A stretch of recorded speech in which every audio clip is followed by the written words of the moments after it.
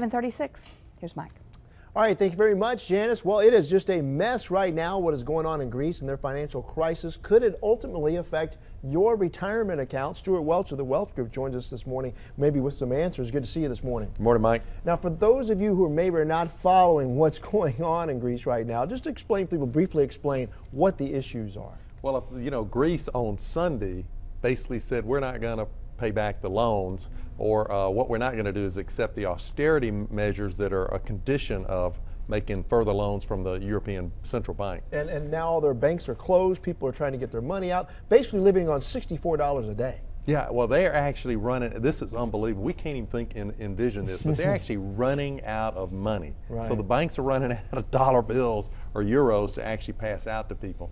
So it is, for the citizens of Greece, this is a major, major problem. Now, I know some of the financial leaders there in Greece, they would like for the euro basically to throw them some concessions. I guess the question is, the concern is, if they do that for Greece, where does it stop? And then that could throw the economy in turmoil, could it not? Well, I think Germany's kind of leading the march on the central bank side, and they're tired of bailing out. This is the third bailout in 5 years, and Greece has not been, the citizens of Greece have not been willing to accept what they need to do in order to get their economy back in shape. And which is? Cut pensions, okay. And they need to raise taxes. And so, it's kind of a combination of cutting expenses and raising revenue, and they've been unwilling to do that. That's what the vote was on Sunday. The citizens said, we're just not going to do it. And so now they're back at the table, and Greece's first offer this morning is, we want you to cut our debt 30%. I don't know how Germany and the other Eurozone countries are going to accept that. They're probably going to balk at that. Okay, now let's talk about the effect now on the global economy.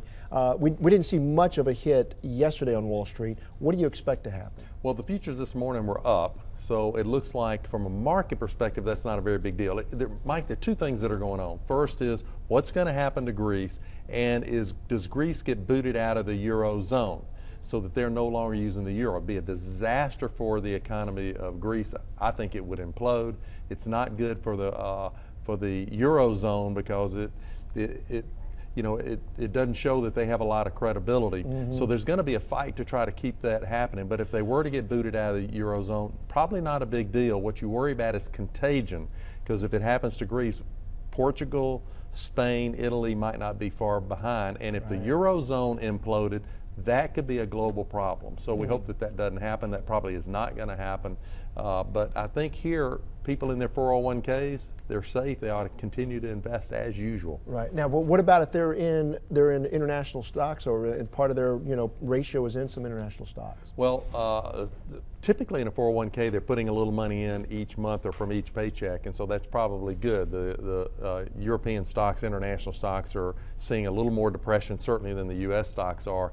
And if they keep adding money, when this turns around, when it gets fixed, and it may take a month, it may take 6 months, it may take a year, they're probably going to benefit from that. Okay, so they can maybe get some value right now I think on world so. stocks. I think it's still a potential buying opportunity. Interesting take there from Stewart Welch. Thank you so much, sir. Thanks, Mike. All right, coming up, speaking of